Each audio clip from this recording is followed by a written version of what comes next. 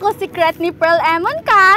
Ako si Gwendolyn T. Kea. Ako si Mary Jane A. Ramos.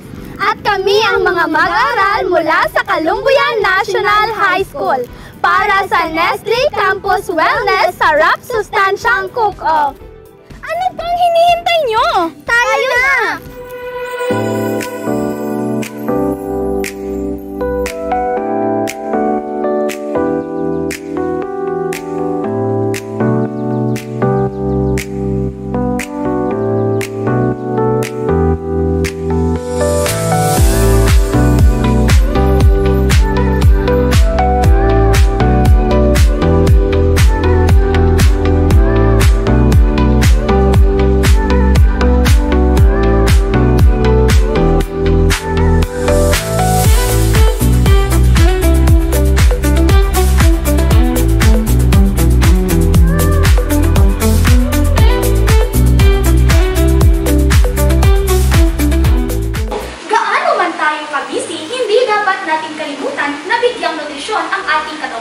Gaya ng pagkain ng masusustansyang pagkain.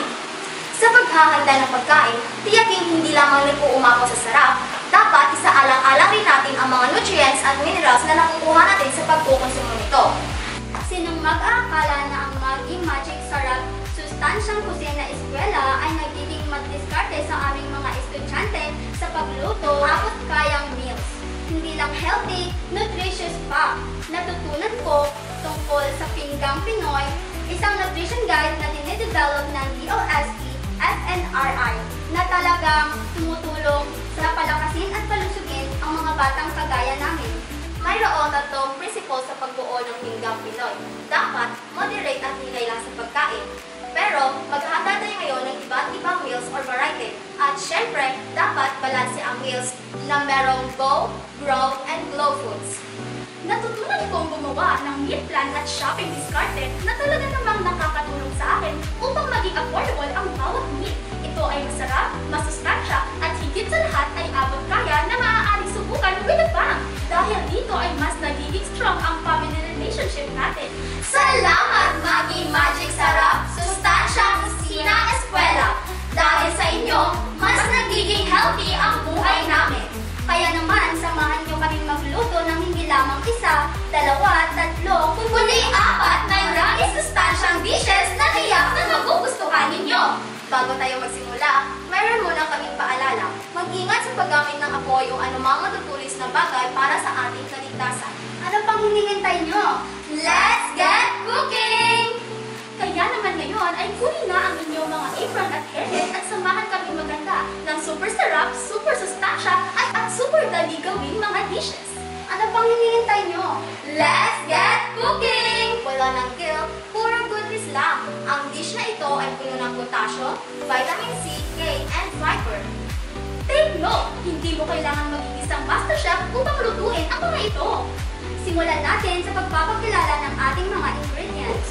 Ang unang dish na aming ihahanda ay ang appetizer. Tatawagin natin itong Pickled Cucumber Royale. Narito ang mga procedures para sa ating appetizer, ang Cucumber Royale. Una, sa isang bowl, ilagay ang white vinegar, white sugar, ground pepper, salt, red bell pepper, sibuyas, kamatis at panghuli ang cucumber.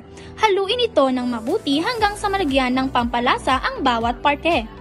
Ngayon naman ay dumako tayo sa ating pangalawang dish, ang main course. Ang ginataang manok with Veggie Delight. Kasunod-sunod kung paano lutuin ang ginataang manok with Veggie Delight.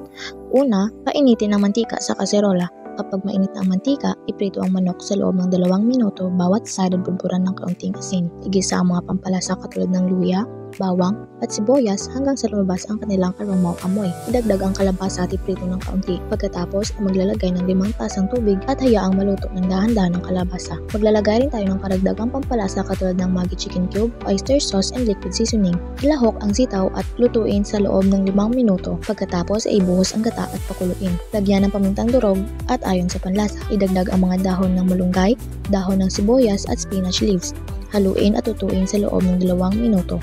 Pagkaluto na ng manok ay ihain ito at ibahagi. Ngayon, ang dessert naman ng ating lulutuin, ang kamote de maja blanca. Narito naman ang mga procedure sa paggawa ng kamote de maja blanca. Una ay pakuluan ang kamote hanggang lumambot. Pagkatapos ay idagdag ang gatas bago ilagay sa blender at i-blend. Kasunod ay sa isang kaserola pagsamahin ang gata ng niyog, evaporated milk, condensed milk, asukal at ang binlender na kamote. Sa isang maliit na mangkok, tunawin ang cornstarch sa tubig, pagkatapos ay ibuhos ito sa mixture habang hinahalo. Lutuin sa katamtamang init at patuloy na haluin hanggang sa lumapot. At kasunod ay lagyan ng grated cheese sa ibabaw. Para sa ating panghuling dish, beverage naman ang ating ihahanda, ang Cookie Splash! Narito ang mga procedure sa ating beverage, ang Cookie Splash. Una, ilagay ang hiniwang pipino sa blender at lagyan ng kaunting tubig.